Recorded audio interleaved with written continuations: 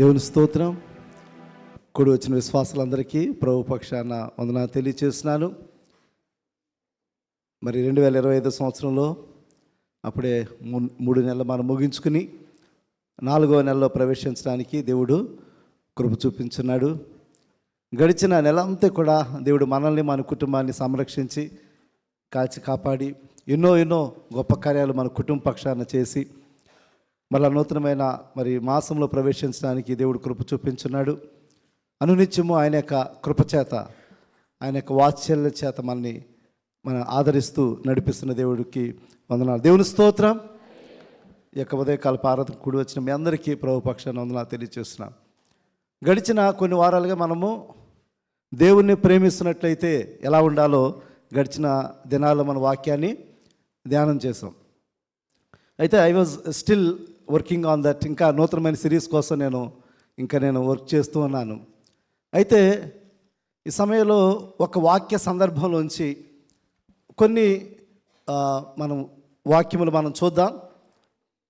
మనందరికీ బాగా పరిచయమైన ఒక వాక్య సందర్భము లూకా సువార్త 15వ అధ్యాయం అనేసరికి అందరికీ అర్థమైపోతుంది. లూకా సువార్త 15వ అధ్యాయం అనేసరికి అందరికీ మైండ్లోకి వచ్చేది తప్పిపోయిన కుమారుడు యొక్క ఉపమానం మనందరికీ గుర్తొస్తుంది. ఇది చాలా ఎన్నో సంవత్సరాలుగా మనందరికీ బాగా పరిచయమైన వాక్య సందర్భము. అయితే ఈ దినాన్ని మనం చూడబోతున్నాము. ఈ యొక్క లూకా సువార్త 15వ అధ్యాయము 2 వచనాలే చూడబోతున్నాం. మనం ఈరోజు 2 వచనాలే మనం చూడబోతున్నాం ఈ 15వ అధ్యాయంలో.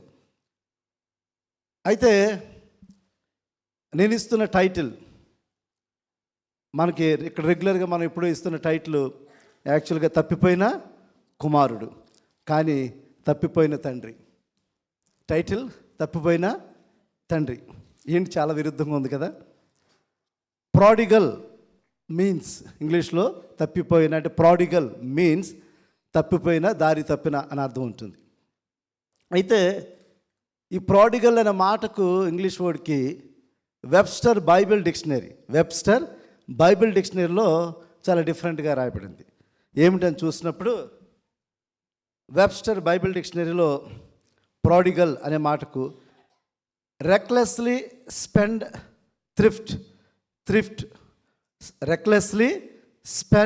థ్రిఫ్ట్ అనే వర్డ్ రాయబడింది. దాని అర్థం ఏంటంటే it means to spend until you have nothing left. అంటే దాని అర్థం ఏంటంటే నిర్లక్ష్యంగా ఖర్చు చేయటం, లేకపోతే నీ దగ్గర ఉన్నదంతా కూడా ఏమీ లేకుండా ఖర్చు చేయటం. నీ దగ్గర ఏమీ లేకుండా అంటే రెక్లెస్లీ స్పెండ్ థ్రిఫ్ట్ అనే ఇంగ్లీష్ వర్డ్ అన్నమాట. అంటే నీ దగ్గర ఉన్నది ఏది లేకుండా మొత్తం ఖర్చు చేయటం అన్నమాట. ఇక్కడ తప్పిపోయిన కుమారుడు తన తండ్రి దగ్గర తీసుకుని పోర్షను తన దగ్గర అంతా కూడా ఖర్చు పెట్టి జీరో అయిపోయిన తర్వాత మరలా తిరిగి వచ్చాడు. That was the popular parable in this text. ట్రెడిషనల్గా మనం ఎన్నో సంవత్సరాలుగా దీని గురించి ఈ వాక్యాన్ని మనం ధ్యానం చేసాం. అయితే ఈరోజు మనం చూడబోతున్నాము ఆ అధ్యాయంలో 2 వచనాలే చూడబోతున్నాం ఈరోజు. ఆ 2 వచనాల్లో around Jesus there are 2 groups are there. Yesu చుట్టూ 2 గ్రూప్స్ కనబడుతున్నాయి ఇక్కడ. ఆ వాక్యాన్ని మన సందర్భాన్ని మనం చూస్తే మనకి అర్థమవుతుంది. 15వ అధ్యాయం 1వ వచనం చూడండి.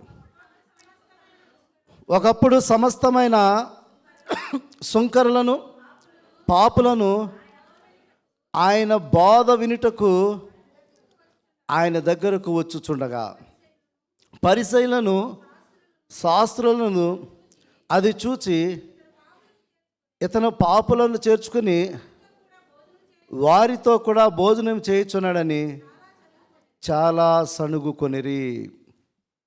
ఇప్పుడు ఇక్కడ 2 గ్రూప్స్ మనకు కనబడిపోతున్నాయి కదా, క్లియర్గా 2 గ్రూప్స్ కనబడుతున్నాయి. ఆ గ్రూప్స్కి ఏంటి, ఇక్కడ ఉన్న మనం టైటిల్స్ చూస్తున్నప్పుడు ఒకటి వినుచుండువారు ఒక గ్రూప్ కనబడుతుంది. రెండోది సణుక్కునేవారు ఒక గ్రూప్ కనబడుతుంది. ఒకటి వినుచుండువారు, రెండోది సణుక్కునేవారు. అంటే యేసుక్రీస్తు ఈ పరిచర్యను చేస్తున్న సమయంలో ఈ 2 గ్రూప్స్ ఉన్నాయి. ఈ 2 గ్రూప్స్ కూడా ఉన్నాయి. ఈ 2 గ్రూప్స్ సంఘాల్లో కూడా ఉంటాయి. ఈ రెండు గ్రూప్స్ కూడా సంఘాల్లో కూడా ఉంటాయి. వినువారు ఉంటారు, సణుక్కుని వారు కూడా ఉంటారు. ఆనాడు ప్రభువైన యేసుక్రీస్తు ఆయన పరిచర్య చేస్తున్న కాలంలో కూడా ఈ రెండు గ్రూప్స్ కనబడినాయి అక్కడ. ఆ రెండు గ్రూప్స్లో ఒక గ్రూపు ఆయన యొక్క బోధనలు వినడానికి ఆతృతగా వస్తున్నారంట. ఆతృతగా వస్తున్నవారు వారు ఈ లోకంలో అందరి చేత వెలివేయబడినవారు. ఈ లోకంలో అందరి చేత వెలివేయబడినవారు. ఈ లోకంలో అందరి చేత తక్కువగా చూడబడుతున్నవారు.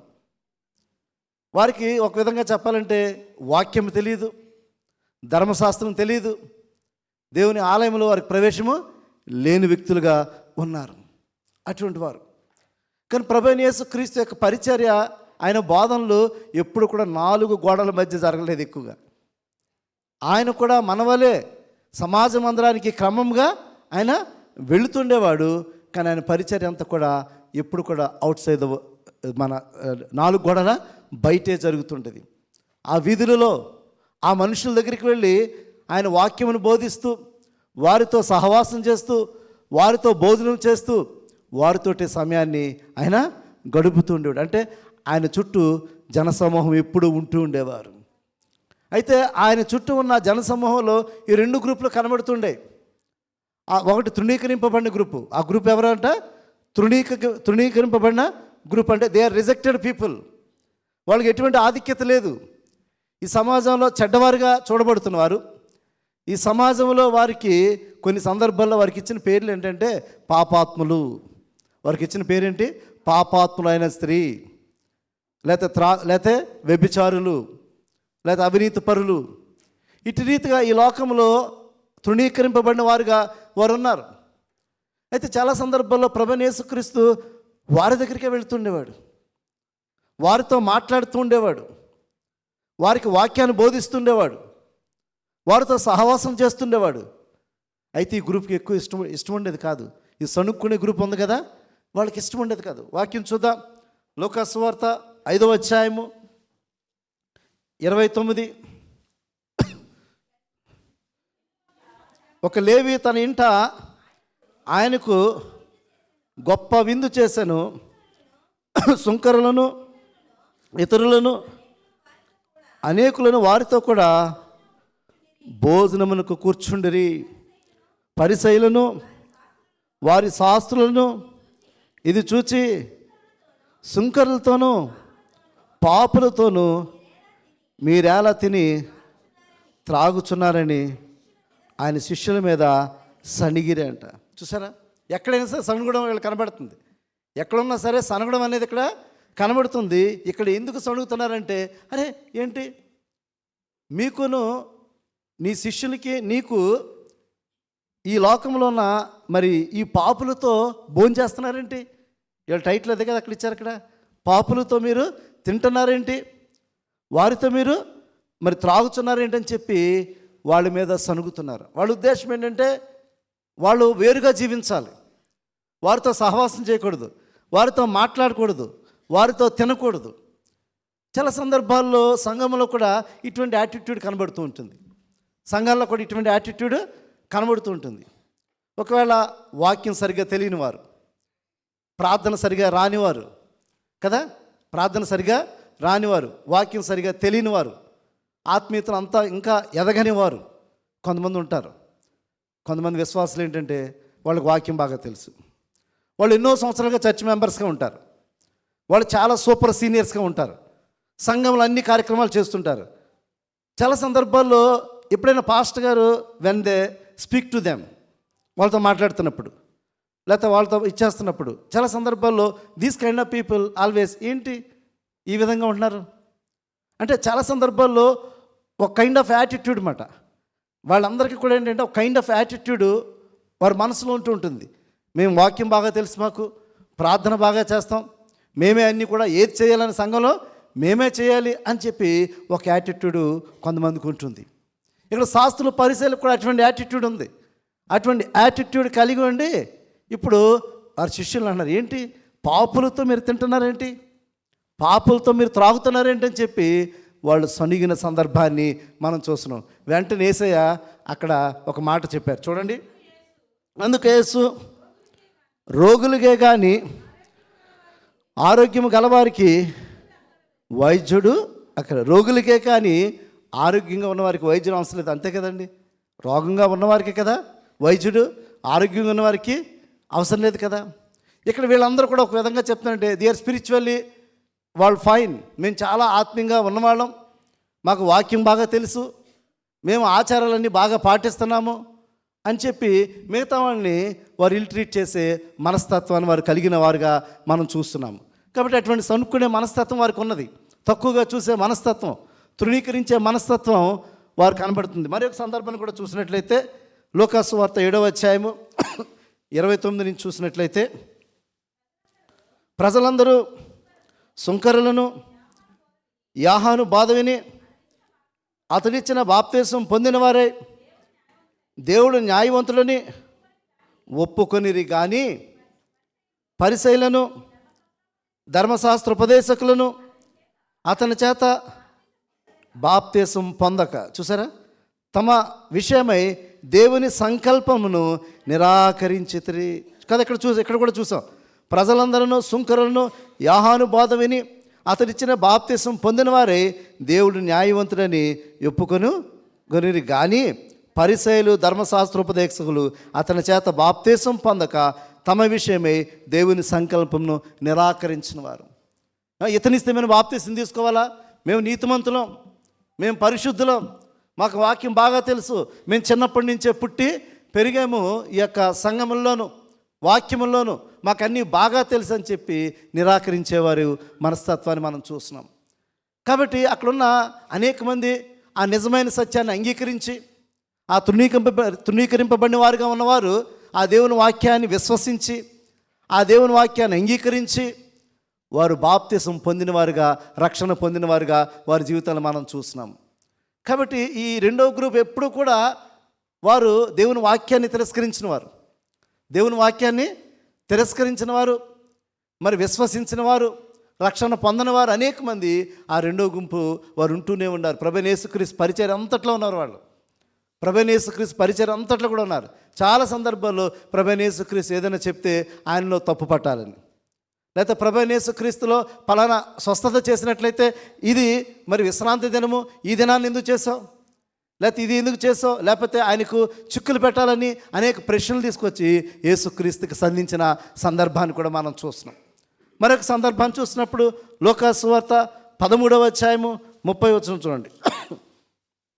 లూకాసు వార్త 13వ అధ్యాయము, ఇదిగో కడపటి వారు కొందరు మొదటి వారగుదురు, మొదటి వారిలో కొందరు కడపటి వారగుదురు. కాబట్టి ఆ దినాన్ని ప్రభువైన యేసుక్రీస్తు ఎప్పుడైతే సువార్త ఆయన బోధిస్తున్నాడో అనేక మంది ఈ లోకంలో తృణీకరింపబడినవారు, ఏ యోగ్యత లేనివారు, ఏ అర్హత లేనివారు, ధర్మశాస్త్రాన్ని ఎరగనివారు అనేక మంది ఆయన మాటలు విని ఆకర్షింపబడ్డారు. అనేక మంది ఆయన మాటలు విని ఆకర్షింపబడిన వారుగా ఉన్నట్టుగా మనం చూస్తున్నాం. కానీ అనేక మంది ఆయన మాటలు తిరస్కరించిన వారు కూడా ఉన్నట్టుగా మనం చూస్తున్నాము. ఆ సందర్భంలోనే ప్రభువైన యేసుక్రీస్తు ఒక మాట ఆయన చెప్తున్నాడు. ఇక్కడ యోహాను సువార్త 8వ అధ్యాయము 31 కూడా చూసినట్లయితే, కాబట్టి యేసు తను నమ్మిన యూదులతో నా వాక్యమందు నిలిచిన వారైతే నిజముగా నా శిష్యులై ఉందురు, సత్యమును ఎవరైతే ఆ సత్యమును గ్రహిస్తారో, ఎవరైతే ఆ వాక్యమును అంగీకరిస్తారో వారు స్వతంత్రులుగా ఉంటారని దేవుని వాక్యం సెలవిస్తుంది. అదేవిధంగా 43వ వచనం చూసినట్లయితే, మీరేలా నా మాటలు గ్రహింపకున్నారు, మీరు నా బోధ విననేరకుండటం వల్లనే కదా మీరు మీ తండ్రి యొక్క అపవాది సంబంధులు, మీ తండ్రి యొక్క అపవాది సంబంధాలు. అంటే దేవుని వాక్యాన్ని తిరస్కరిస్తున్నవారు, ఒకరు దేవుని వాక్యాన్ని అంగీకరిస్తున్నవారు కనబడుతున్నారు, రెండో వారు దేవుని వాక్యాన్ని తిరస్కరిస్తున్నవారు కనబడుతున్నారు. కాబట్టి ఇక్కడ మొదటి గుంపులో మనం చూసినప్పుడు తృణీకరింపబడిన వారు ఉన్నారు. ఆ తృణీకరింపబడిన వారు దేవుని వాక్యాన్ని వింటున్నారు, దేవుని వాక్యాన్ని అంగీకరిస్తున్నారు, దేవుని వాళ్ళు ఎంబ్రేస్ చేసుకున్నట్టుగా ఒక గుంపు కనబడుతున్నది. రెండవ గుంపు చూసినట్లయితే వారికి అన్నీ బాగా తెలుసు, ధర్మశాస్త్రం బాగా ఎరిగినవారు, ధర్మశాస్త్రాన్ని ఎరిగినవారు, ఆచారాలన్నీ కూడా ఖచ్చితంగా తూచా తప్పకుండా పాటిస్తున్నవారు, వారు కనబడుతున్నారు. వారు చూద్దాం. లూకా సువార్త 5వ అధ్యాయము, లూకా సువార్త 7వ అధ్యాయము 38వ వచనం చూడండి.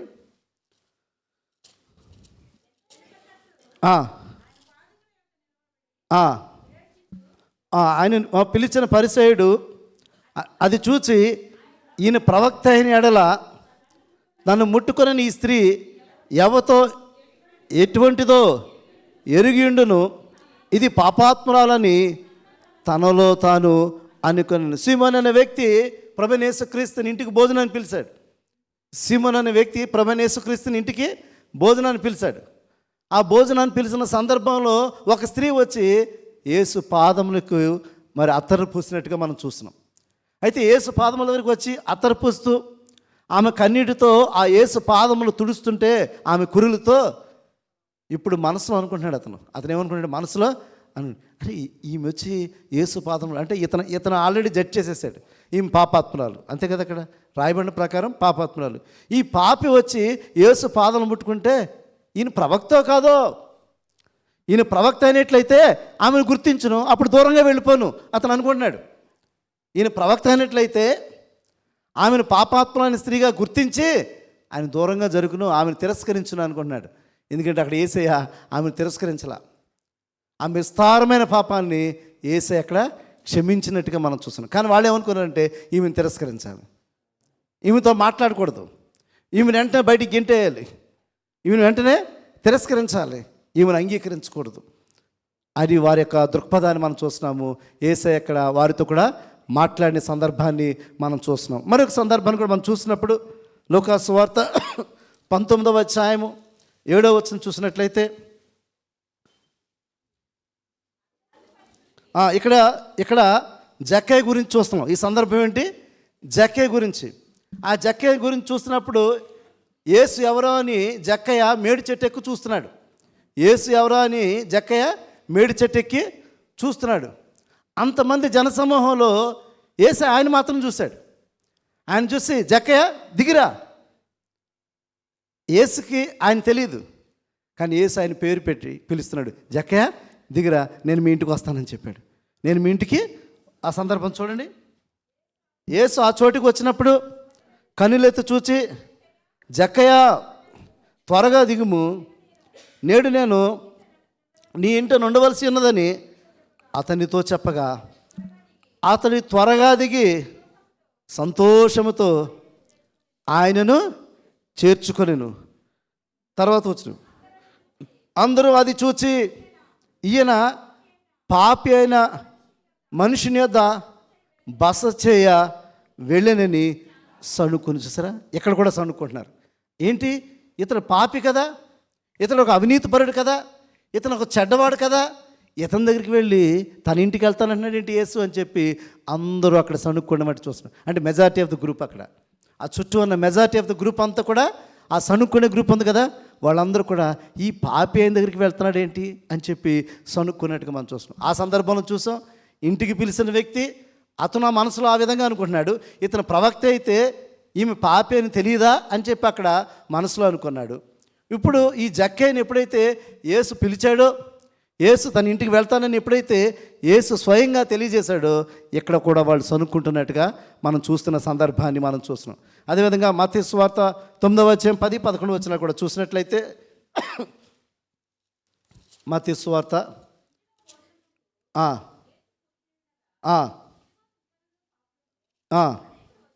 అనేకులు వచ్చి ఆయన యొద్దకును కూర్చుండరి.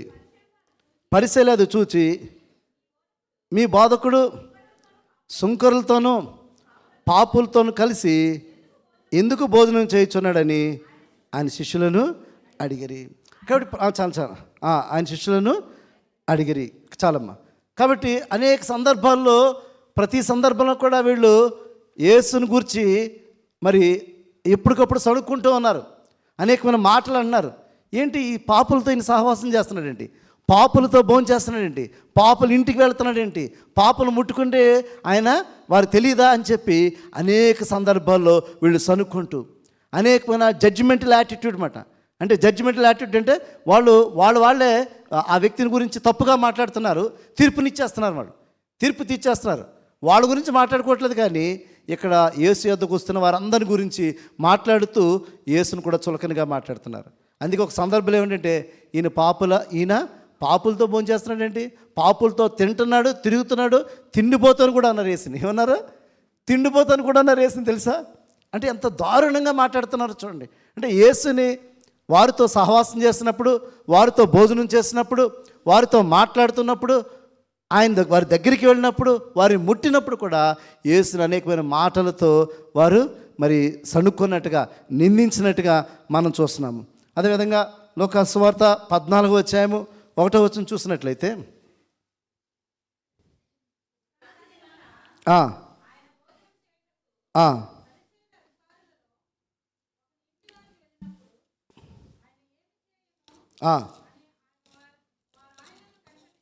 చూసారా, ఆయన ఏమి చేయనో వారందరూ కూడా ఆయనను కనిపెట్టుకుంటారంట. అంటే ఆయన ప్రతి సందర్భంలో కూడా ఆయన మీద ఒక కన్ను వేశారన్నమాట.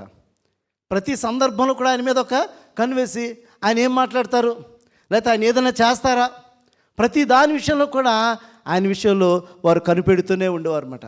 కాబట్టి ఈ గుంపు అంతా కూడా ఏంటంటే, ఆ గుంపు స్వనీతిపరులు, సెల్ఫ్ రైచియస్ పీపుల్ అన్నమాట. మాకు ధర్మశాస్త్రం తెలుసు, మాకు ఆచారాలని తెలుసు, మేము పుట్టుక నుంచి కూడా ఇవన్నీ కూడా ఖచ్చితంగా మేము పాటిస్తున్నాము, మేము నీతిమంతులమని చెప్పి వారు తాము సపరేట్ చేసుకుని ఇక్కడ యేసు శిష్యులను కూడా అనేక సందర్భాల్లో ప్రశ్నిస్తున్నట్టుగా, అనేక సందర్భాల్లో సణుగుతున్నట్టుగా మనం చూస్తున్న సందర్భాన్ని మనం చూస్తున్నాం. మరి పరిచయం చేస్తున్న సమయంలో పేతురు భక్తుని దగ్గర కూడా ఇటు రీతిగా అన్నారు, అపొస్తలుల కార్యములు 11వ అధ్యాయము 1-3 వచనాలు.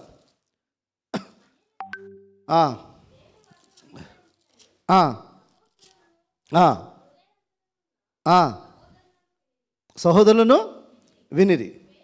పేతురు యెరూషలేమునకు వచ్చినప్పుడు సున్నతి పొందినవారు, నీవు సున్నతి పొందని వారి యొద్దకు పోయి వారితో కూడా భోజనము చేసిత్వని అతనితో వాదము పెట్టుకున్నది. ఈ మాట మనం చూసినప్పుడు మనందరికీ ఒక డౌట్ వస్తుంది మనందరికీ. అంటే ఇప్పుడు మనం చర్చిలో మనందరం ఒకటే కదా, చర్చిలో మనందరం ఒకటేనా? దీంట్లో సీనియర్స్ జూనియర్స్ అలా ఏమన్నా మనం అనుకుంటున్నాం కదా. నేను 20 సంవత్సరాలు, కొంతమంది క్లెయిమ్ చేసుకుంటున్నారులే, నేను 30 సంవత్సరాలు, 25 సంవత్సరాలు, 27 సంవత్సరాలు అని కొంతమంది క్లెయిమ్ చేసుకుంటున్నారు. దేవుని దృష్టిలో 30 సంవత్సరాలు లేవు, 40 సంవత్సరాలు లేవు, 20 సంవత్సరాలు లేవు, 1 సంవత్సరం కూడా లేదు. దేవునికి ఆ కంపారిజన్ లేదు, ఆ డిస్పారిటీ లేదు. నీకు నాకు ఉంది డిస్పారిటీ. నేను ఈ చర్చిలో 30 సంవత్సరాల నుంచి ఉన్నానండి, ఈ బెంచ్ నాదే. కొంతమంది ఇదే బెంచ్లో కూర్చుంటారు. అంటే నేను ఎగ్జాంపుల్ చెప్తాను, దాకా ఏమనుకోద్దు. కొంతమంది అటువంటి దృక్పథం, అటువంటి యాటిట్యూడ్ కలిగి ఉంటారు. దేవుడు అందరిని ఒకలాగా చూస్తాడు కదా. ఫస్ట్ బెంచ్లో కూర్చుని ఈశ్వర్ గారిని అలాగే చూస్తారు, ఆ చివరిని కూర్చున్న మరొక వ్యక్తిని కూడా అలాగే దేవుడు చూస్తాడు. ఎందుకంటే దేవుని దృష్టిలో డిస్పారిటీ లేదు. దేవుని దృష్టిలో డిస్పారిటీ, మనకు డిస్పారిటీ ఉంది. మనం అందరికి కనబడాలి, అందరూ మన పేరు చెప్పాలి, అందరూ మనం గుర్తించాలి అని మనం అనుకుంటాం. అది ఎప్పుడు కూడా దేవుని దృష్టిలో పనికిరాదు. మనుషుల దృష్టిలో కొంతకాలం పనికి వస్తుంది కదా. అందుకే డోంట్ ప్లీజ్ పీపుల్. మనుషులను మనం మెప్పు కోసం మనం చూడొద్దు, దేవుని మెప్పు కొరకు మనం చూద్దాం. నువ్వేం చేసినా సరే, ఆ భేద విధవరాలు ఇచ్చిన ఆ 2 కాసులు దేవుడు చూశాడు. అక్కడ మనుషులు చూసారా? చూడలా. ఈరోజు నువ్వు ఏ కార్యం చేస్తున్నా దేవుని కొరకు, అది దేవుడు చూస్తాడు. దేవుని దగ్గర ప్రతిఫలం నీకు వస్తున్నది. అయితే మన చాలా సందర్భాలు డౌట్ రావచ్చు. ఒకవేళ నేను చర్చికి వెళితే నీతిమంతులు ఎవరున్నారో సెలెక్ట్ చేసుకుని, ఆ సిస్టర్ చాలా సంవత్సరం నుంచి వస్తున్నారు, ఆవిడ బాగా వాక్యం తెలుసు, ఆవిడ దగ్గరికి వెళ్ళి కూర్చుందాం. పలానా సహోదరు ఉన్నాడు కదా, వర్షిప్ లీడరు, ఆయన దగ్గరికి వెళ్ళి కూర్చుందాం. అంటే మనం చాలా సందర్భాలు ఆ విధంగా మనం సెలెక్ట్ చేసుకోవాలా మన ఫ్రెండ్షిప్ని. అలా మనం నీతిమంతులతోటే ఉండాలా, వాక్యం బాగా తెలిసిన వారితో ఉండాలా, ప్రార్థన బాగా చేస్తున్న వారితో ఉండాలా, ఇంక మిగతా వారితో ఉండకూడదంటే వాక్యం అలా చెప్పట్లా. వాక్యం అటు రీతిగా చెప్పట్లేదు. వాక్యం చూద్దాం. 1 కొరింథీ పత్రిక 5వ అధ్యాయము 10వ వచనం చూద్దాం.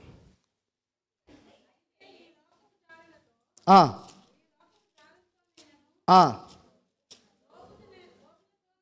ఆ, దోచుకొని వారితోనైనను విగ్రహారాధికులతోనైనను ఏమాత్రము సాంగత్యము చేయవద్దని కాదు.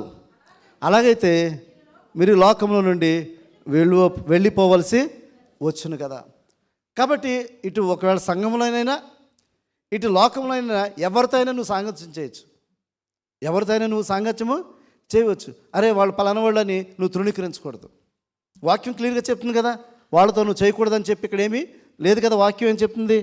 లోకంలో జారులతోనైనాను, లోబులతోనైనాను, దోచుకుని వారితోనైనాను, విగ్రహారాధికులతోనైనాను ఏమాత్రం సాంగం చేయవద్దని కాదు అని చెప్తున్నాను. అలాగనుకున్నట్లయితే అసలు లోకంలో నువ్వు జీవించకూడదు. నువ్వు ఒక ఎస్టిక్ లైఫ్ జీవించాలన్నమాట. ఎస్టిక్ లైఫ్ అంటే ఒక ఐసోలేటెడ్ లైఫ్ జీవించాలన్నమాట.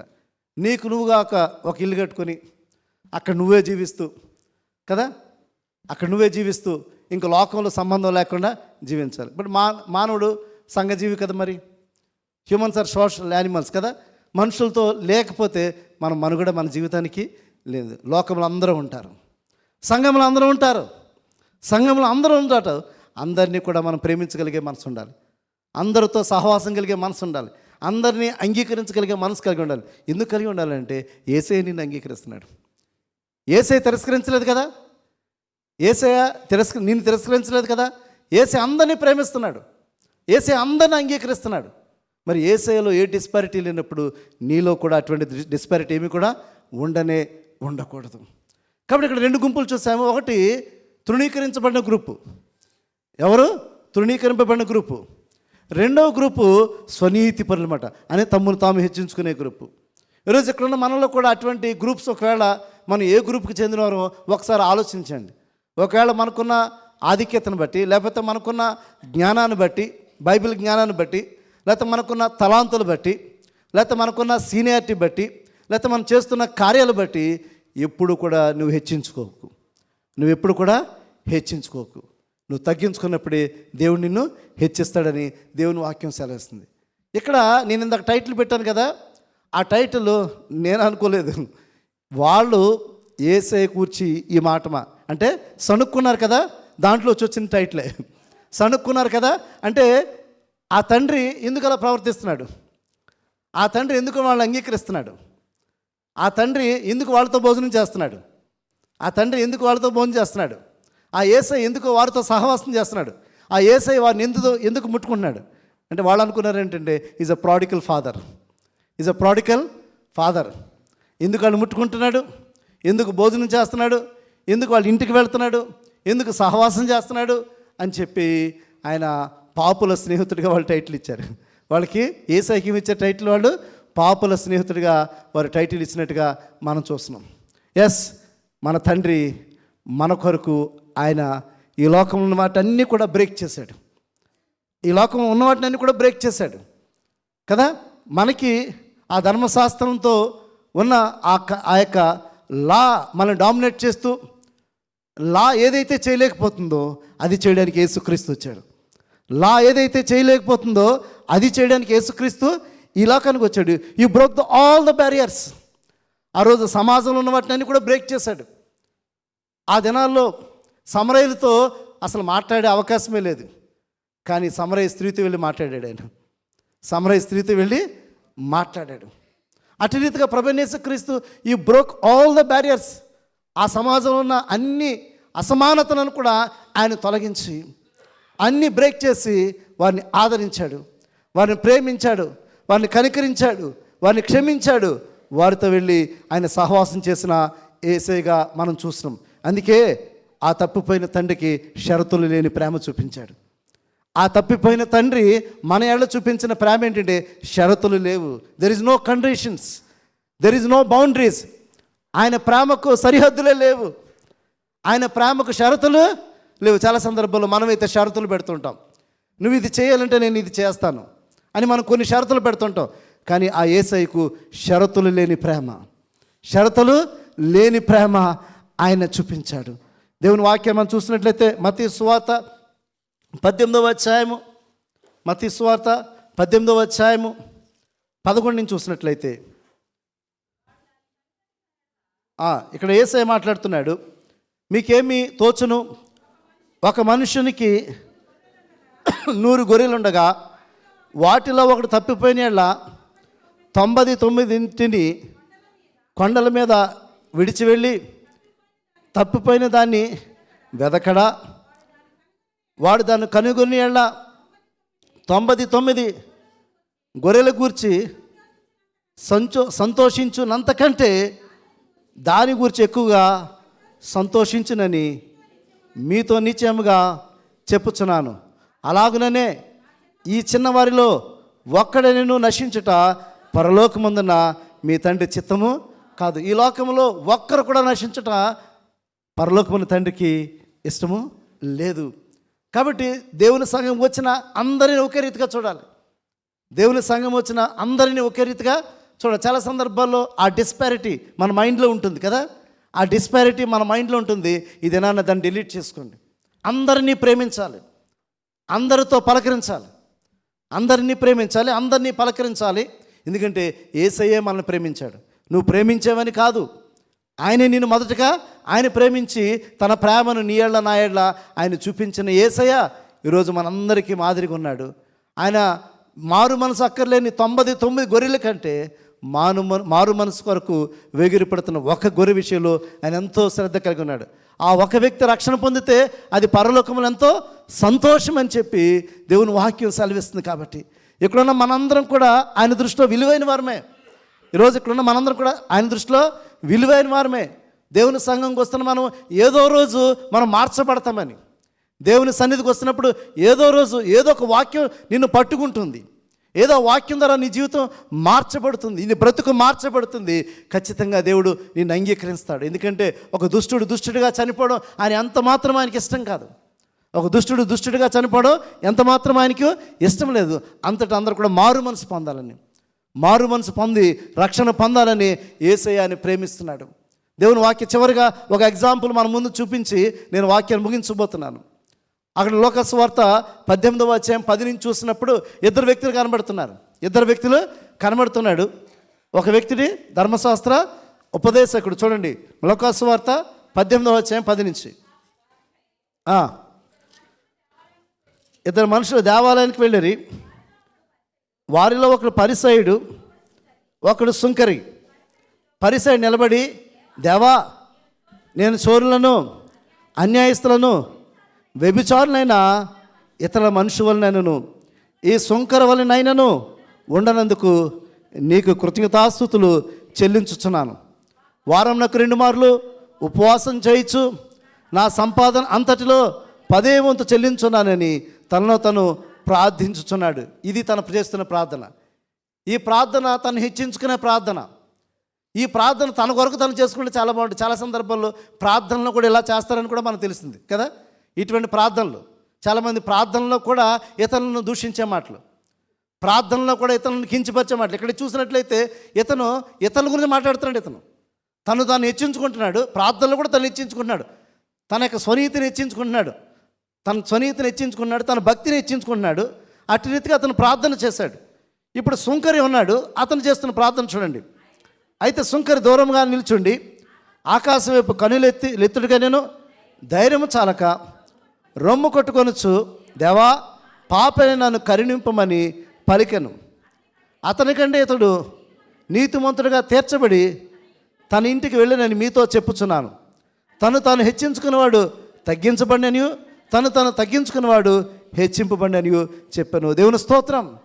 కాబట్టి మనం అక్కడ చూసినట్లయితే ఇక్కడ ఈ యొక్క మరి వ్యక్తులలో ఇద్దరిలో పరిసయుడు, సుంకరి. పరిసయుడిని దేవుడు తిరస్కరించాడు. పరిసయుడు తను హెచ్చించుకున్నాడు, తన స్వనీతితో తను హెచ్చించుకున్నాడు. సుంకరి తను తగ్గించుకున్నాడు. అయ్యో, నేను పాపిని, నీ పాద సన్నిధి రావడం కూడా నేను అర్హుడను కాను అని చెప్పి నిజమైన ప్రార్థన చేస్తున్నాడు. నిజమైన ప్రార్థన, యథార్థమైన ప్రార్థన, నేను నిజమైన పశ్చాత్తాపంతో ఆ ప్రార్థన చేస్తున్నాడు. ఆ ప్రార్థన దేవుడు అంగీకరించాడు. హెచ్చించుకున్న వాడిని తృణీకరించాడు. తగ్గించుకున్న వారిని దేవుడు అంగీకరించాడు. కాబట్టి ఆయన ప్రేమకు షరతులు లేవు. ఈరోజు ఇక్కడున్న మనందరం కూడా ఏమాత్రం హెచ్చించుకోదు. ఏ విషయంలో అయినా సరే, ఏమాత్రం హెచ్చించుకోవద్దు. నీకున్న ఏ క్వాలిటీని బట్టి అయినా సరే, నీకున్న ఏ క్వాలిటీని బట్టి అయినా సరే, దేని విషయాల్లో కూడా హెచ్చించుకు. ఎప్పుడైతే నువ్వు తగ్గించుకుంటావో, నీ భక్తి విషయంలో తగ్గించుకోవాలి. ఇంకా నువ్వు ఆత్మీయ జీవితంలో ఎదగాలి, ప్రార్థనలు ఎదగాలి, వాక్యములు ఎదగాలి, పరిచర్లు ఎదగాలి. ఇంకా దేవుని దృష్టిలో ఎదుగుతూ దేవునికి ఇష్టమైన వాడుగా నీ జీవితాన్ని ఎప్పుడైతే మలుచుకుంటావో, తద్వారా దేవుని ఆశీర్వాదాలు ఉంటాయి. దేవుడు నీ అర్పణ దేవుడు అంగీకరిస్తాడు. అంతేకాని నిన్ను నువ్వు హెచ్చించుకున్నప్పుడు ఏమాత్రం కూడా దేవుడు నిన్ను అంగీకరించేవాడు కాదు. దేవుని ప్రేమను ఏమాత్రం కూడా పొందలేము. కాబట్టి తృణీకరింపబడిన వారిని దేవుడు అంగీకరించాడు, స్వనీత పనులను దేవుడు తిరస్కరించాడు. ఈరోజు ఇక్కడున్న మనందరం కూడా ఏ గుంపుకు చెందినవారు? ఇక్కడున్న మనందరం కూడా ఏ గుంపుకి చెందినవారు? వినుచున్న వారుగా ఉన్నామా, లేకపోతే సణుక్కున్న వారుగా ఉన్నామా? వినుచున్న వారు ఏంటంటే వాక్యంతో వారి జీవితాన్ని సరి చేసుకుంటూ ఉంటారు. అనునిత్యం కూడా వాక్యంతో తన జీవితాన్ని సరి చేసుకుంటూ ఇంకా నేను ఆత్మీయంగా ఎదగాలి, నేర్చుకున్న వారు ఇంకా ఆత్మీయంగా ఎదగాలి, ఇంకా దేవునికి ఇష్టమైన బిడ్డలుగా జీవించాలని ఎప్పుడైతే వారి జీవితాన్ని వారు మలుచుకుంటారో, ఆ షరతులు లేని ప్రేమను పొందుకుని దేవుని ఆశీర్వాదాలు పొందుకుంటారు. దేవుడి మాటలు దీవించును గాక. ఆమేన్.